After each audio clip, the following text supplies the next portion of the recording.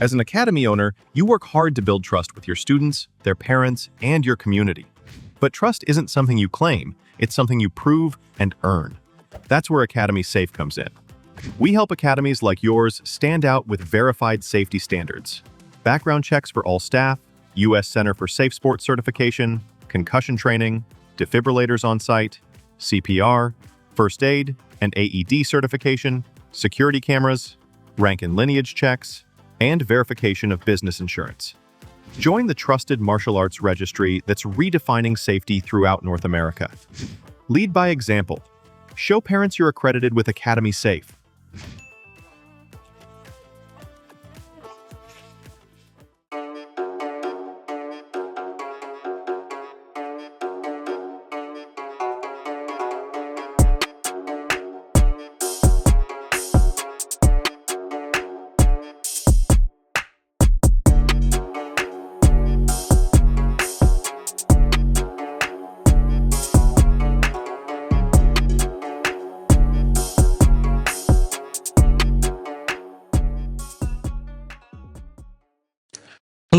Hello, and welcome to My Empty Hands, a podcast about the martial arts, typically focused on Kempo, but we give love to all the martial arts around here. As always, I am Reggie Darden, and I have another wonderful guest with me today, Mr. Ice Young, and we're going to get into his journey and whatever other topics that we fall upon. We'll do that as well. So I usually start things off by just giving a little bit of my background. I currently train in multiple martial arts at this point: American Kempo, Capoeira, Hapkido, Brazilian Jiu-Jitsu, and Muay Thai. I also have some experience doing Taekwondo and a little bit of boxing. So, like I always say, I stay busy, but it's fun, and you can't choose just one art to train in. So that's my story, and I'm sticking to it. So yeah, let's go ahead and turn it over to our guest for today, and tell us how did the martial arts find you? How did Kempo find you? Where did it all start? And we'll just go from there. All right. Well, first off, thanks for having me on. I appreciate the invite. Definitely glad to be here this morning, and I enjoy talking. So, nothing like having an opportunity to talk about something I'm passionate about, which is martial arts. And my history is interesting. Right now, I'm currently training in Muay Thai, kickboxing, keeping up with my Hapkido, and then I also teach my version of Kempo. We'll call it my version of Kempo. Really, where my history started, though, is I started when I was 4 years old with my dad outside in our back patio. He did military martial arts, and at the time, he was doing judo, and I wish I could remember the type of karate that he was doing at the time. It might have been Wichi-Ryu. I can't 100% remember. But so I would go out there at 4 and mimicking the best a 4-year-old could. At 6 years old, I finally got my first formal class. I started doing Fred Villari Kempo, and I enjoyed it. And when I hit 7, the teacher actually was unable to teach, and they brought in a new teacher who was an American Kempo guy, but they needed an instructor. And he let us know, what you're learning from me for the small time I'm here, is not what you're used to. And he ended up being there for about 2 years. So I spent my first 2 years of American Kempo in a Fred Villari Kempo school. So, and we went from there. We went to Goju-Ryu, type of Japanese martial art. I did that with my dad for a few years. Then we went back to another Kempo school in the area, and we did Kempo for a few more years. Then when that school changed, another one where the instructor changed, someone else took over, we're not happy with the new instructor. We went to a school, Chilu, the School of Praying Mantis in Somersworth, New Hampshire. We did that for a while. That instructor stopped teaching and passed it down to a student, same deal. Then we went back to Kempo again. Then we spent years there. Then we went on to eventually to Wing Chun, Hapkido for years, Japanese Jiu-Jitsu, small circle Jiu-Jitsu. I got my black belt in Iaido, art of the quick drawing sword. I spent years doing that. So I spent a lot of time in the different arts. I started fighting about 14. I did full contact karate, which full time contact karate, from what I've seen, is not like it was when I was a kid. We were punching each other in the face pretty darn hard. It seems nowadays it's more of tag, even with the continuous. But I was 14 when I was coming home with the black eyes and stuff like that. I moved into what was called No Holds Barred. At 53, we weren't calling it MMA, we called it NHB. I worked with a few of those organizations. Some of those fights were fun. They were one-offs where they just give invites to schools. So I ended up, my total fights, 19-2 for records that I only count my fights that had an audience where people came. If it was a dojo or a smoker, I don't really count it. I've done one MMA fight in 2006, and I did a cage kickboxing fight last year in August, and this year, July 18th, I have a Sanda fight coming up, and I always enjoy bringing my Kempo. Even when I'm doing kickboxing, I fight like a Kempo guy. In fact, my last competition that I fought at, not a more of a tournament type of thing, so I don't put that into my record, but the guy at the end comes over and says, "You have a Kempo background, don't you?" So I love the fact that even with a set of gloves on and some shin guards, there's someone who sees the Kempo in it. So I always tell my students our Kempo is battle tested, is the phrase I like to use. Very nice, very nice. Yeah, there's a, a lot to unpack here, but we'll kind of go through it as my brain tries to process it all. One of the things that I like to ask folks like yourself that have trained in multiple arts, has it been or was it a time when it was kind of difficult going between all the different systems, especially going in different versions of Kempo? So when I started at a Tracy school, and now I'm under a EPAC school, and yeah, there still is some difficulty in training with some of the things that are similar, like some of the techniques that are similar and things like that. So I'm curious, coming up and being involved in all these different systems, was there trouble kind of picking it up or breaking bad habits and that sort of thing? I don't remember there being big trouble. There's always small things where you're moving one way versus another. I did Aikido while doing Hapkido, and I had a little bit of issue with that. The Aikido I only spent like 6-7 months in, as I didn't really care for it the way I did Hapkido. But the Hapkido was so tight and in close, and Aikido is more like it flows and it's big. And sometimes in Hapkido, I would start to move too big, and my instructor would be like, "What the heck are you doing? Cut that out. You're looking to get punched in the face." So that would have that effect. One of the biggest things was when I was doing karate, when I was doing Hapkido, and I was doing another type of Korean. They called it Korean fist fighting, was the only thing that they called it, would be terminology. They would get very offended where I'd be like, "So right here, that's when you throw like your biggest ki, right?" And they'd be like, "Oh, what? We don't ki, we ki up. This is Korean." So the terminology, and then you'd go from ich ni to hana do, like all of a sudden your counting would be off. So I think that was more than the techniques. But when I was younger, you couldn't tell the other people what you were doing. Like nowadays, it's common. Like I have friends who are training in this karate school on Tuesday, Wednesday, and this school on Thursday, Friday. And when I was younger, I'm in my 50s, that was a no-no. That was considered sacrilege. You did not go to two different dojos, and they would throw people out if they caught you. So that was a difficult thing, is I had to make sure the schools were in separate towns and not people who were in the same circle. Because, so I'd go to a tournament school and a non-tournament school to make sure everybody wasn't running into each other. So that has changed a lot. But back then, that was another big challenge, is you did not want to get caught with two different instructors at the same time. Yeah, the cross training is a slippery slope.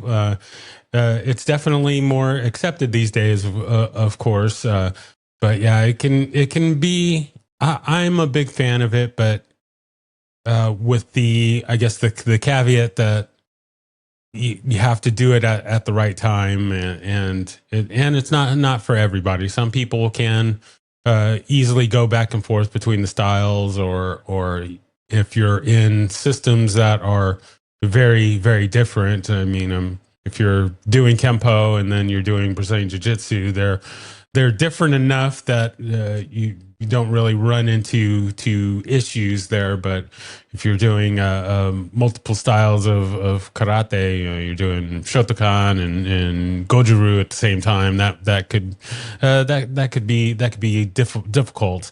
And then there's the other part of it where if you're just starting out, this is your first school, and you've got 5 different white belts. That may not be the best time to do the cross training. I say get some time in your core system, and then once you get your black belt or something, or once you get into advanced ranks, then maybe you can start veering off into other systems. But of course, everyone has their own journey and stuff, and yeah, I could definitely see the time when school owners were not fans of you going off and training in other schools, other systems, and that sort of thing. Yeah, I was just not. I train at a school now where they teach ninjutsu. Then they have someone else come in and teach kickboxing, and there's different styles. And back then, it was just such a no-no, even that you wouldn't even have seen that. You wouldn't see different instructors using the same space. Just didn't. I remember when I did Goju-Ryu under a gentleman by the name of Daniel Greenlaw down in South Berwick, and we were there for a while, and he had somebody who asked.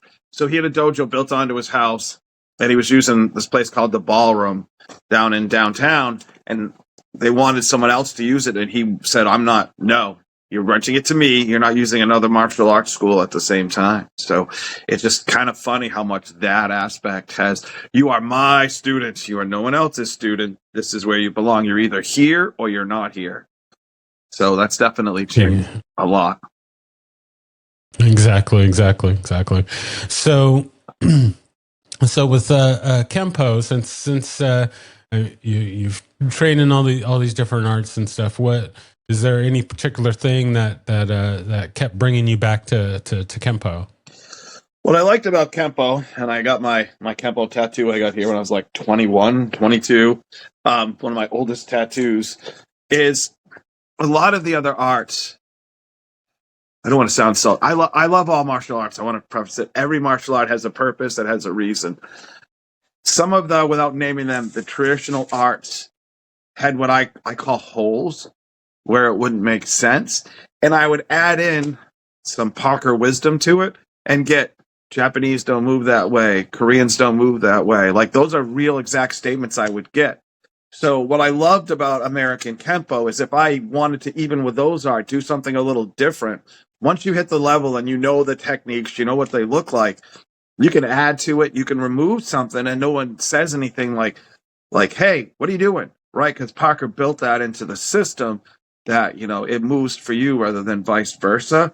So I love the fact that I could, especially the more you train, you pick up new things, you know your own body. When you're first learning, you got to just be that mimic guy and do everything, exactly how it's done. And when you finally figure out there's ways that are better for you, it's frustrating to be in a system where you want to change something or move something. Now you're doing a kata. Kata's our tradition. They're meant to pass around. But even practicing like techniques, doing one step, we had something called 2-level sparring. You couldn't do something that they felt wasn't part of the system. I remember one school I was in, which I won't say, that was down in Portsmouth, New Hampshire. I won a couple of matches doing a move that wasn't part of his system, and he wouldn't count I'm like, the guy's down. He's like, we don't have those. So that would always be interesting. Kempo, it didn't matter if it worked, if it made sense, if it had the scientific principles that Kempo has, the science behind it, it was fine. And that's what brought me back to Kempo. There was more free thinking. There was more openness. There was no more encouragement of you bringing you into the system. Exactly. Yeah, that's definitely one of the things that I love about Kempo is that uh, it does continually evolve and change, and it makes a great base for connecting with other systems. And uh, I know I find myself in my training is that I try and use the Kempo principles and the Kempo concepts within whatever I'm doing. If I'm doing Brazilian Jiu Jitsu, I'm trying to manipulate the height, width, depth, and that sort of things. Or if I'm doing an Hapkido technique, I try and see where I can apply those principles of movement and motion to help increase and make those techniques a bit better, a bit stronger, make a bit more sense. And yeah, with the training, just holding on to traditions for tradition's sake is doesn't make a lot of sense. I know I've said this with other guests. It's like it's fine to train with a sword and that sort of thing, but for the most part, probably not going to encounter somebody with a sword or encounter somebody while you're carrying a sword. So Even if I uh, did, I would run. you As know, long as I've trained in a sword, if you have a sword, I'm still running. I'm not even going to give that a try. So exactly. So, yeah, probably don't need, definitely let's not lose those techniques and those skills, but maybe we don't need to put so much emphasis on that versus defense against a straight punch or something. So, that's always fun. So. So let's talk about the competition side of your training. When did you start getting involved with that, and was that something that you were just always interested in, or? yeah, I always wanted to do it. My father, he passed away 3-4 years ago, and that's been tough as martial arts was something he passed on to me. In fact, the reason I came out of retirement to start fighting was a promise I made to him. That's how I ended up back in the cage last year. But recently, I got a shed full of stuff. I have a rental space, and I actually found some of my early medals and trophies from my tournaments when I was like 12, 13, books. So I always wonder, was I 11? Was I 12? These have dates on them, which is kind of nice, so I can remember when I started. And I always wanted to do tournaments because my father was doing them, but there was a strict age that I can't remember at the time if it was AAU, if it was him, but he was like, you got to get to 12, you got to be 12, you got to be 12. So when I was 12, I finally did my first tournament. And I really liked doing the tournaments. It was a lot of fun. And that's why it was good to have, we had different backgrounds by then. I find that Kempo forms don't do well in tournaments and that Kempo moves do well in freestyle fighting. So I think people don't understand it, but they can understand someone just got hit in the head. And I think that's my philosophy as to why those two don't work. Although long form 8 is a great tournament style weapon ones. But so I just always wanted to be in tournaments because my dad always did tournaments. So I just really enjoyed it. Some of the schools we went to, the Qilu school was known for being a tournament school. They always did their tournaments. But I would always turn a lot back to my Kempo background because I think it just lends well, not so much to point fighting, but what we did back then, the continuous fighting. Because in Kempo, you're continuously fighting. That's really what it, boom, boom, boom, boom. So it just lent well to that. I used to have issues with excessive force and control. But there were two things I always wanted to either be a famous musician or a movie, martial arts movie guy. Those were my things I wanted to do. So my passion was in those two things. In fact, my band used to get mad because I was always off on a competition or training in karate, and they were there all day, and I'd show up for the last hour and a half. So I don't remember ever not wanting to do something that had to do with martial arts, whether it was tournaments, exhibitions, demos, whatever I could be a part of, I was a part of. When I wasn't doing that, I was watching the movies. I was practicing in the backyard. I was reading books. I've been reading martial arts books since, I was like 5. I still read. I have this one by Michael Miller, which is a great Kempo book for anybody who's a Kempo. So I was reading, watching the movies, doing the tournaments. So there was never a no. I remember as a kid doing ninja camp at like 7 or 8 years old. It's always been a passion. It's never not been.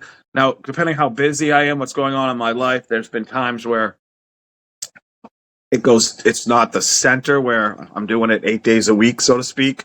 There's times when I get my 2-3 days in and that's it. And then I go through years where it's 7 days a week. So, but it's never not been a passion. I always wanted to do tournaments. I always wanted to be involved. And even as the teenage years kept going on, it kept me and my father together. We'd fight and we'd argue, but there was a great new karate movie. I got a chance to talk to Jeff Speakman, and I was telling him, I'd gotten someone pregnant. I had all this stuff. My father was angry. I'd moved out of the house.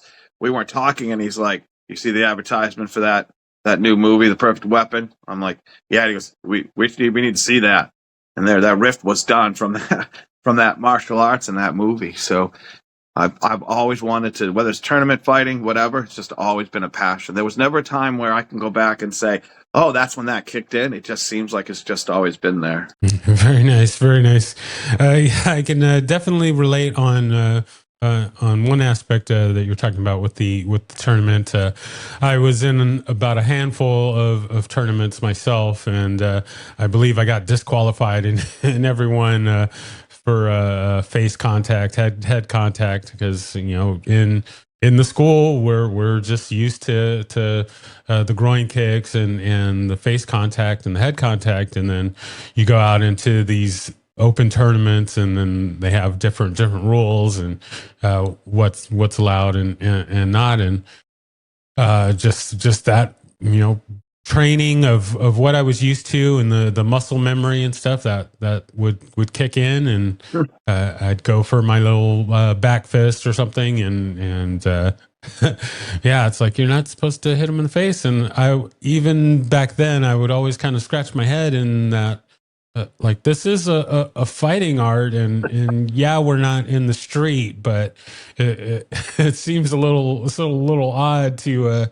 not be able to hit to the head and to the face. I mean, we're supposed to have control and discipline and all those sorts of things. So I feel like that should have been allowed, but every tournament is different. And that muscle memory is still, I still have that issue now when it comes to those targets that are off limits. I'm training for my fight, and we have sparring days, and the other day I'm training with my coach, and he's like, "I got a meeting, so we're going to hit, but no hits to the face." I'm like, "Okay." So I actually weaved under and I came up and I just hit him in the face because it's muscle memory. And I apologize. I'm right away. I'm like, I'm sorry. He goes, "It's fine. I'm not bitter." And then he just punched me in the face to show me he really was bitter. But it's that muscle. It's no, you're fine. I said, "It's fine." But it's just that muscle memory. You're used to doing one thing after another. So that's hard with those tournaments where they have. I did one last year where there were no hits to the face, and I didn't get disqualified, but I got warned a few times because there's a lot of techniques that I have in the style I teach. I call it Kuhapte Kempo because there's a lot of the hop for Hapkido, obviously. And we have a lot of moves where we come down and we come up. There's a lot of it there. So it's just, you can't hit here, and we have a lot of. So it's still kind of, it's hard to adjust for a set of rules when you don't train with those rules. Exactly. Yeah. So let's talk about a little bit about your system. So I'm going to assume it's a Kempo base with the some of the other arts that you've trained mixed in, and kind of like how is the breakdown of that, or so I call it American Kuhapte Kempo. It wasn't fair to call it American Kempo because there was so much different, but there's so much that's the same. So American Kuhapte Kempo, for a while I called it Kuhapte, and then other people would see it who were Kempo guys, and people would go like, "But it's Kempo." I'm like, "That's true." So I just kind of put them both together. Originally, I just said I taught Kempo, Hapkido, and Karate, but then people like to name it. Well, what's what makes it different? So I have what I call range flow. So when you have outer range, and then you have your karate range, the kara range, which is when you get closer, I can kind of kick you. I can use those long techniques. Then when I get even closer, which is the Te range, which is really Kempo karate, that's when I can come in and I can do those multiple techniques. Then when I get closer, I call that the hop range. And that's when we finish off with our forearm to elbow and things like that. Once we grab a wrist off of a double hit, things like that. So I don't teach them separately, which is why I ended up using a system name too, where I've seen people who do it. They teach the separate systems and you can put them together, but we actually flow from one, into the next. And I renamed the techniques with a different key because I was worried people would come in and they would hear, some of those names like Five Swords and think it was the same. And so we'll have like our Five Swords, which comes in, strikes to destruction, back fist, hit, to elbow, rake, and then we grab into a head pull, and we do a trip from there. So I came up with a key that changes a little bit. Some of the techniques are so close. I believe it's been a while since I've been using the American Kempo names, but I think it's called Thundering Hammers, where you kind of do a block and you step and you hit. Like we have that. I call it weapons of pain because we use forearm as weapons, but I use it as a trapping technique because I found out when I did full contact fighting, that was a great aggressive technique. Instead of waiting, I would come in and trap the hand and just drive my forearm right up into the rib cage, which bends them over, back. And then there is a nice flip where you can grab the chin, spoon around their leg, and drop them.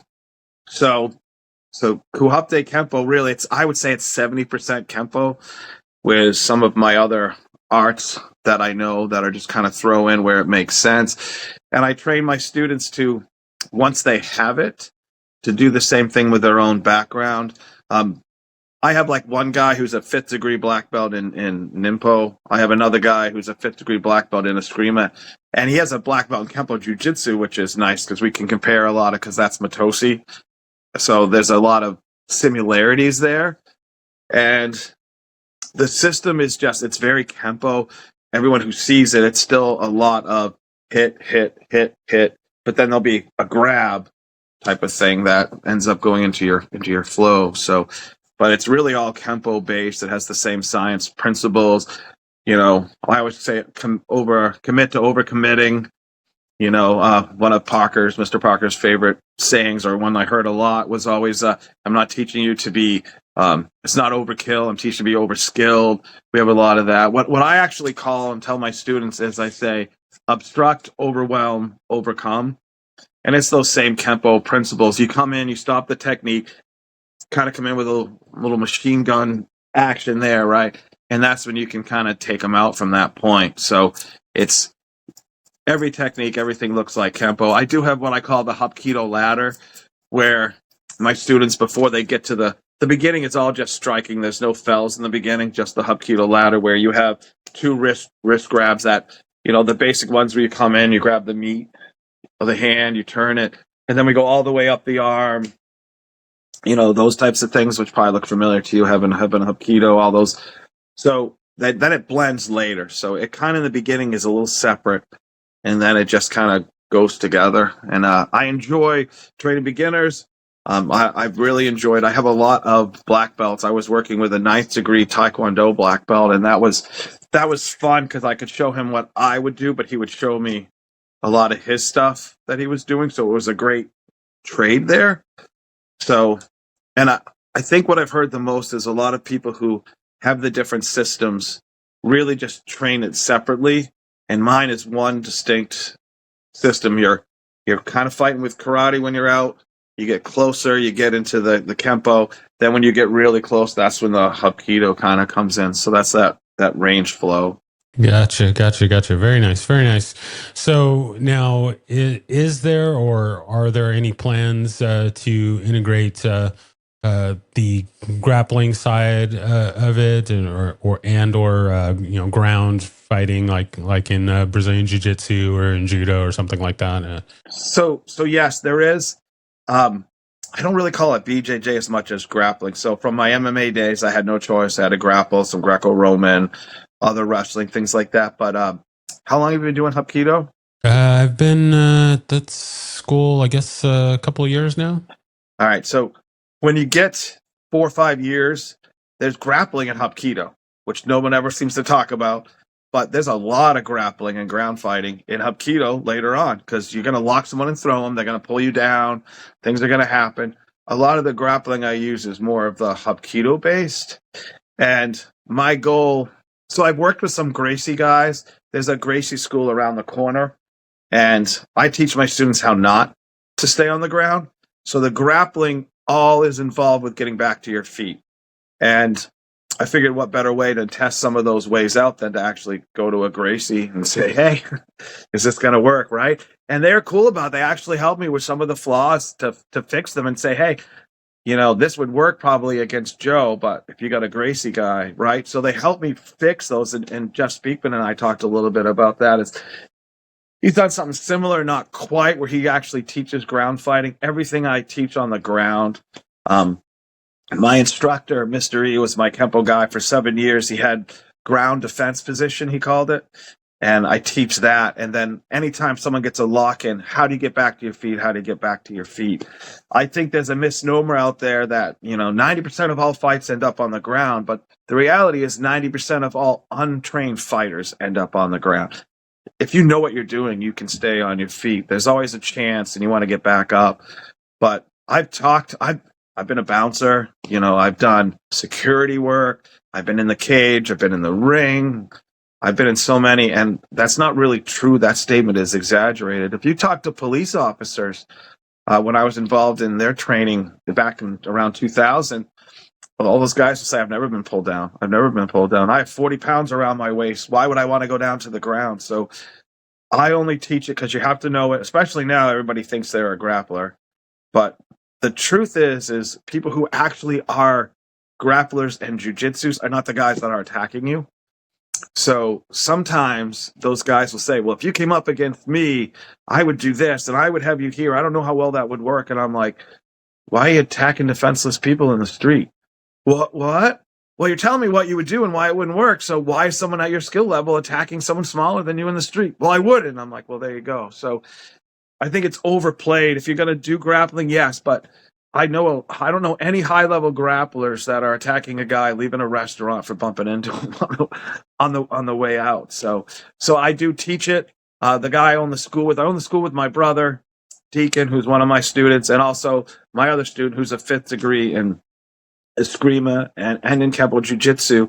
And he does a lot of the grappling, so we get together. He does Hawaiian grappling, which is pretty brutal. Actually, he has a Hawaiian choke that's like a normal choke where he just pushes his thumb and shuts off your carotid artery, which you kind of need. So that's kind of rough. So we offer that as a whole, but actual grappling classes, I let him stick with it who wants it. My grappling is get the heck back on your feet so you can finish the fight. That's my extent of what I teach for the grappling. Personally, where we're a self-defense school. We've been doing tournaments lately. My wife actually just did a knife tournament, and she's yellow. She's been doing it since November, and she beat brown belts doing it. So we'll do the tournaments, but we're not a tournament school. If you want to go, but I don't encourage or discourage it. But we're a self-defense school, and that's what we focus on, which is what I don't care what anyone who says American Kempo is not real self-defense doesn't know what they're talking about. Like, I run into the guys because they know what I teach in the MMA gyms when I'm training, the boxing gym, and they'll go, no one's going to use 5 swords in the street, which first off, I've actually used that several times with my fist tight and actually got off all the strikes. So that's not true because it just pushes people back. But I turn it on them, which I don't see other martial artists doing. And maybe it's because I train in both, but I go, yes, you're right. Now let me ask you, when's the last time you were in a match and you did a jab, cross, hook, uppercut on someone? Well, never. I'm like, Kempo teaches principles. You're learning boxing principles because every boxer, jab, cross, hook, uppercut, you will never use. In fact, even a jab, cross, hook doesn't really ever get thrown in that manner. So I like grappling. I just think it's overplayed as how necessary it is in the street. You just need to know how to get back on your feet. You don't know if he has multiple attackers. You don't know what he has for weapons. So I guess that's a long answer to your question, is that's the part of the grappling I teach. I let my co-owner do the actual grappling class. He's good at it. I just want to get back to my feet. I'm a striker at heart, and that's where I want to be. Yeah, very nice. No, yeah, it's definitely come up with previous guests, and yeah, there's always that debate about, oh yeah, all the fights go to the ground and that sort of thing. And I've talked with multiple people that are in law enforcement and bouncers and things like that. One of my guests, I love his story. Is he said that he was essentially Patrick Swayze's character in Roadhouse, in that he was a bouncer, and he said, I'd have fights every night, multiple nights, and one-on-one, multiples on one, weapons, all these things. He's had thousands and thousands of fights over his career, and he said not a single one did we ever go to the ground. Nope. And I thought that was pretty interesting, interesting thing to hear. And yeah, there's all kinds of different variables and stuff, and I think a lot of martial artists train for this kind of mythical fantasy fight that's going to be in the street or whatnot. And I mean, hopefully we don't have to use our skills in a real life situation, but Yep. yeah, it's not always it doesn't always kind of work the way it does in the movies, and there's this big epic fight and doing things with the techniques. Another thing that I've had with a lot of Kempo people is, oh yeah, I've never done any technique past the first one or two moves. I've never done a full technique, and this story always keeps coming up. I believe it was Chuck Sullivan that was telling it. He was saying that one of his students came in and was all upset and was like, oh, like what happened? And it's like, oh, well, I got into a fight the other day, and it's like, oh my, well, are you okay? And it's like, yeah, I'm fine, but I'm mad because I didn't get to do all of 5 swords on this guy. I hit him with the first chop, and he went down, and I didn't get to finish the technique. It's like it doesn't matter as long as you make it out. That's what you want. That's what I always tell them. I'd rather have too many bullets than not enough bullets. If you're in a gunfight, and 5 swords is one I've actually. And the funny thing, you mentioned Chuck Sullivan, is when I started doing that with my instructor, Mr. E, was my Kempo and my Eskrima instructor, which I ended up in a black belt with Frank Ricardo lineage, who was a Remy Priestess guy, and worked with Wally J and all the greats. But I really thought we had something great because we did it with fists. We'd come in, we'd hear, we step into, a straight and a hit. And I keep techniques offline because I don't care how good you are. I have a buddy who... he is amazing. Him and his partner. I mean, they are very good. And they'll put up a video demonstrating, and there'll be some idiot underneath it going, that would never work in the cage. That would never. Now, I've sparred with these guys. These guys are tough guys. So I keep my techniques offline. Well, one got online recently, and people saw what I was doing with 5 swords, and my ego got a little bit better, and they were like, oh, this is great. This is genius. That's a great way to take this technique. And some guy messages me and go, hey, here's Chuck Sullivan teaching Fists of Fury in 1991 or whatever they called it. And I'm like, damn it. So I think if something makes sense, it makes sense. Bruce Lee once said, we all have two fists and 2 feet. And unless we end up with different, appendages, it's all going to be the same. And what makes sense makes sense. So, but I think in general, most of the techniques I have, just like with a boxing combination, if you're doing them excellent, the first few will drop them. which goes back to karate's one punch, one kill theory. But what if it doesn't? So Kempo gives me that backup so that I have stuff that if I don't need it, great. I'd rather have something that extra I don't need than to need it and just not have it there. Exactly. Yeah, that's the beauty of Kempo, and we talked about it earlier. It's that it lends very well to be modified, and it's all about making it work for the individual, and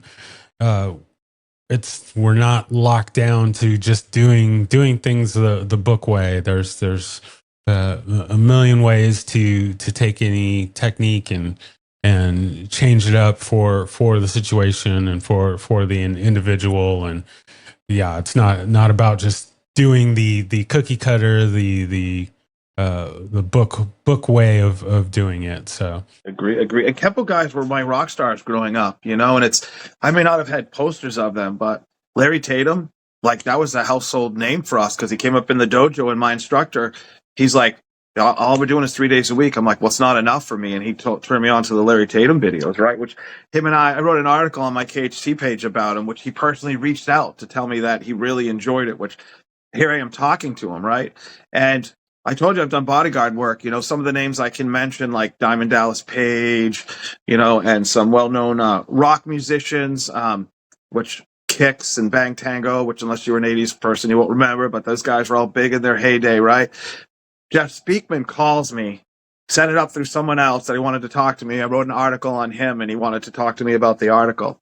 Now, Adrian Paul from Highlander, like all these people that I've had a chance, whether I'm bodyguarding or involved in a way or another, true story, because being such a Kempo guy, so he calls and he goes, "Hi, Ice, it's nice to talk to you." And I swear to you, my wife is right in the living room. I go, "Hello, yes, it's nice to talk to me." And I went, I have met so many famous people, and here I am flubbing. I got Jeff, but that was the kid in me still coming out. Being a Kempo guy, those were our rock stars. If you were a Kempo guy, you see these names, and you get a chance. And recently, I've had a chance to, people like Sean Kelly, and I had a great conversation with Michael Pick, talking to these Tom Bleecker, who invented Kirk Fu, which most people don't understand is Captain Kirk. He was his instructor, so Kirk Fu. That's a Tom Bleecker invention.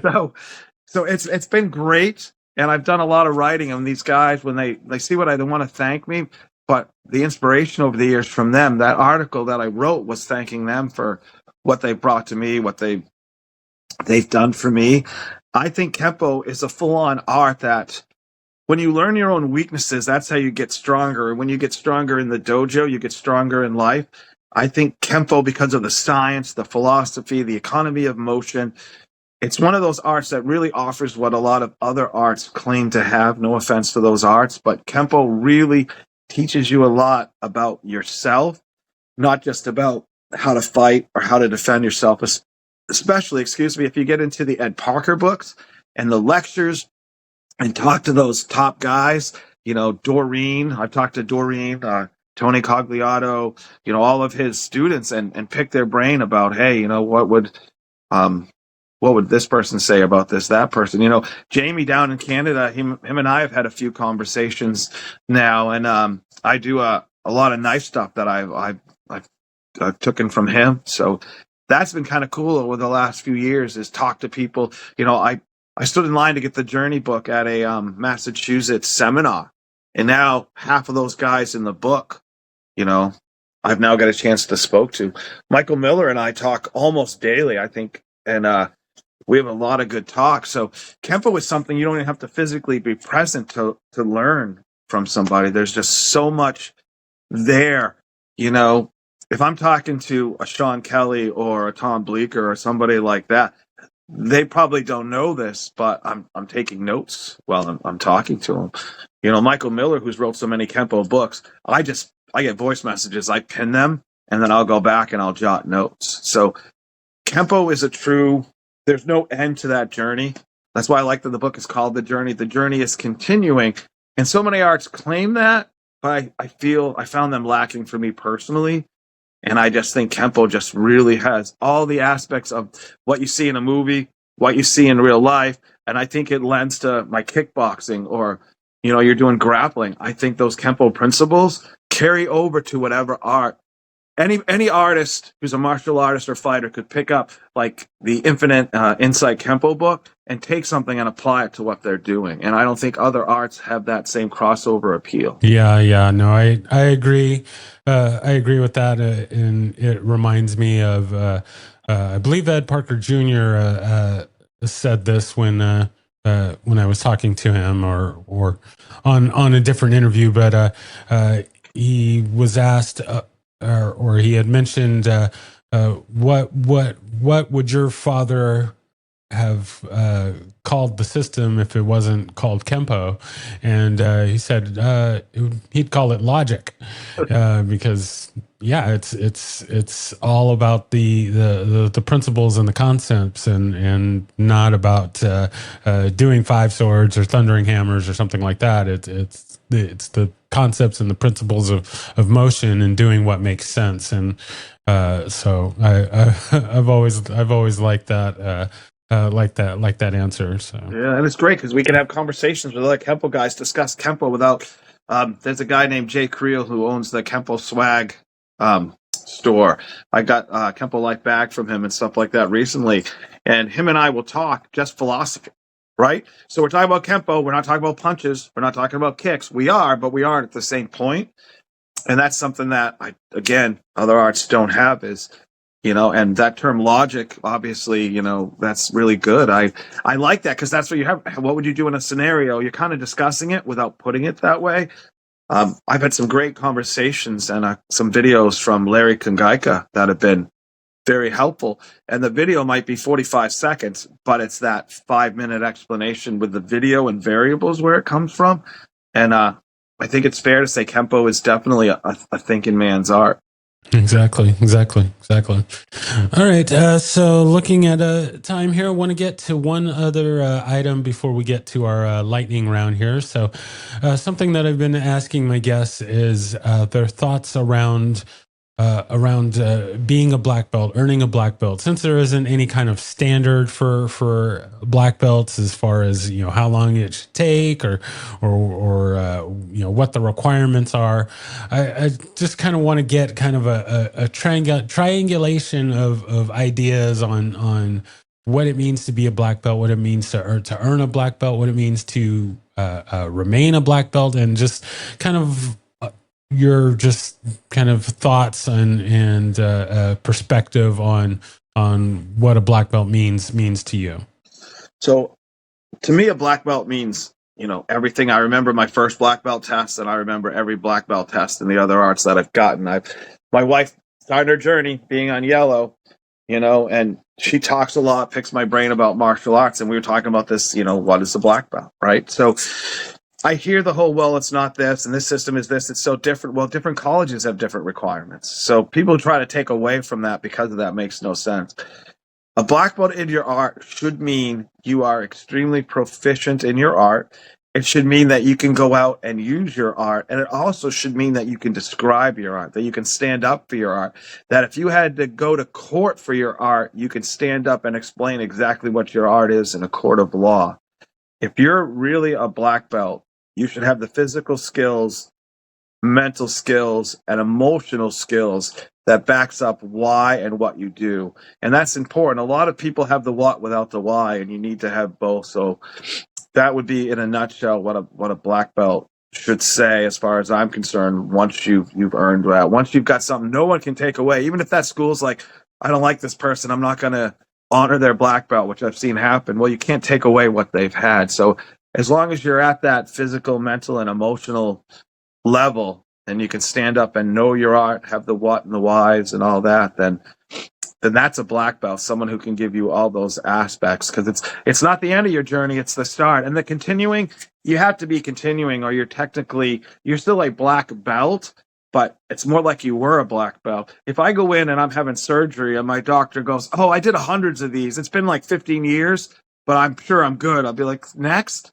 So you got to keep going. You got to keep continuing. If you really want to be a black belt, not someone who was a black belt, you got to keep going on that journey. Oh yeah, exactly. Yeah, I still spoke to Larry Tatum recently, and yeah, he told a story of someone that went to him asking for a promotion, and Mr. Tatum asked him like what have you been doing? Oh well, I went to a couple of seminars a few years ago, and it's like, are you running a school? No, I'm not running a school. I'm just but I've just been, I've been this rank for X amount of years, and Mr. Tatum was like, no, I'm not going to promote you just for being alive. Like you gotta, you gotta put in the work. You gotta do the work. You should be teaching. You should be promoting the art. You should be doing the work, and that's how you get the promotions. That's how you remain worthy of that rank is by doing the work. So yeah, I am with you 100% on that. Very nice. All right, so we are going to move into our lightning round here, as I like to call it. So I've got a few little questions for you as we head towards wrapping up here. So the first question being, do you have a favorite technique? I do, and it's our version of 5 swords. I've used it multiple times. It's useful and it's fun to do in the air. I'm sorry, but it is. They are fun techniques. So I would say 5 swords is definitely it. Very nice. Yeah, 5 swords falls into what I call my category of Kempo all-star techniques. They are techniques that seem to be in every version of Kempo, at least every version I've come across. And yeah, your 5 swords, your thundering hammers, snapping twigs, techniques like that just everyone always seems to love, and they seem to make their way in every version of Kempo. And sticks or knives, 5 swords, still looks just as incredible, feels just as incredible. It's just very versatile. Exactly. I like it. All right. Next question. Do you have a favorite form and or set? I have it's going to be everyone else's. My Screamance teacher would hate it, but right now I've been doing tournaments. I just did a Burma knife form, and I got about second, which I'd like to do a little bit better. So I'm revisiting, if I can stop tripping over my tongue here, Form 8. Right now, that's my favorite because it's the one I'm doing. It's not as practical as FMA. There's a lot of things that are missing. And I took some notes from Jeff Speakman about how he changed it up a little bit. But my favorite form is usually the one I'm currently working on. And I'm trying to turn Form 8 into something pretty spectacular so I can go into a tournament and win with the Kempo form. So that's my current favorite because I'm spending so much time on it. Very nice. Yeah, I like that. All right. Next question. Do you have a favorite weapon? Knife. So followed by stick, but a knife. I do, like I said, I've done the Burma, which is I'm sorry, I keep saying Burma, Burmese knife fighting, Bando. I do a lot of Filipino. I have a black belt in Eskrima. My co-owner is an Eskrima black belt. I learned from his dad, so we all school together. So knife is versatile. It's useful, and you can put a stick in your hand and do the same techniques, which there are sticks everywhere, make it less deadly. So I really enjoy knife. Very nice. I like it. All right. Next question. If there is anyone that you could train with, living or dead, fictional or non-fictional, besides Ed Parker, who would that be? Michael Miller and I have known each other for years and never trained together in person. I have gleaned so much from him. I have a notebook filled with, I call him Eminem.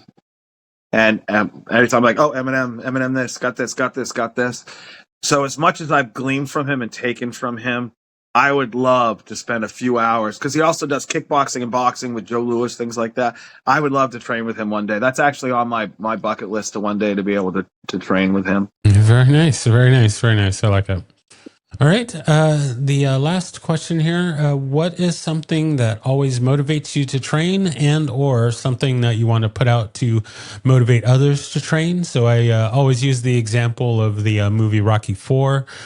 We have the training montage of him in the snow and running and lifting the rocks and all that good stuff.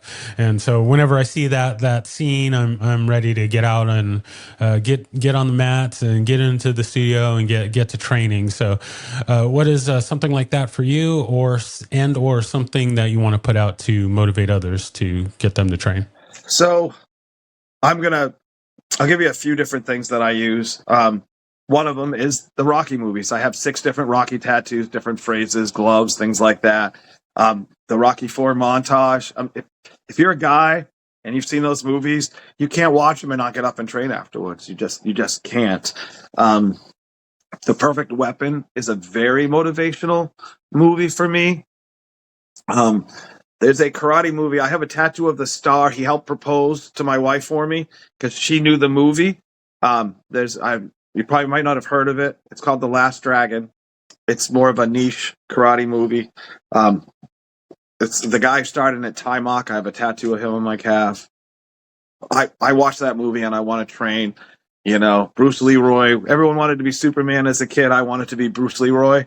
So putting that movie on will spur me. I love that movie. I can quote that movie dialogue from start to finish. You name a scene, I can give you all the dialogue from that movie. I've had a chance to talk to him since then. Great personal guy. So that's another one. And then right now, my wife training is motivating me. And I'll be honest, she told me a few years ago. And one of the things she said that attracted her to me is my love of martial arts and how much I studied, how much time I put in, how skilled I was.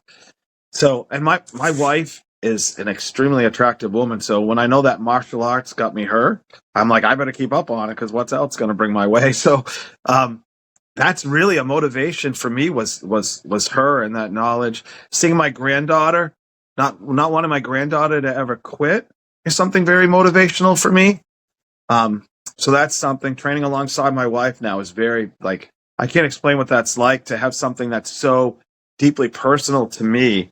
And now she became one of my students. So I'm sharing. That was part of my life I never got to share with her. And her and I are very close. We do everything together, and that wasn't there. So now we have that last piece of the puzzle. So every time I train with her, that's motivational for me as well. And I believe that God gives us all gifts. Jesus is going to give you a gift. You got to use it. And unfortunately, I wasn't blessed with computer and money knowledge. Martial arts is, what I was gifted with. I always tell people, they ask what happened to my band. I said I'd be a famous guitar player, but I was missing 2 things, which was musical ability and talent. Now, if I had those 2 things, I'd be great, but I didn't. But I have that talent in martial arts. So I'm going to use the talent that God gave me. I'm going to keep using it. It helps me to motivate others, which motivates me back. When I came out for my cage fight last year, and there was a huge article, which I sent you this morning, that was written in one of the MMA magazines.